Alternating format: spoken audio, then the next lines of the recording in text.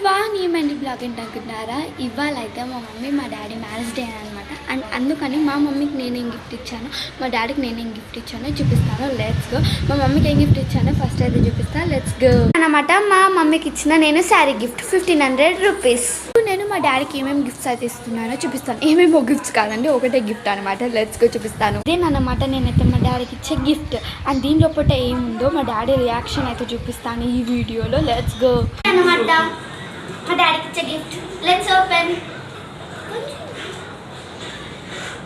Open చేయి daddy. Open చేయాలి.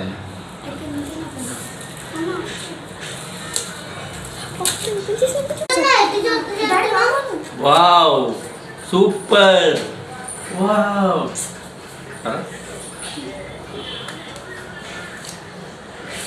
ఇది సైన్ చేయము.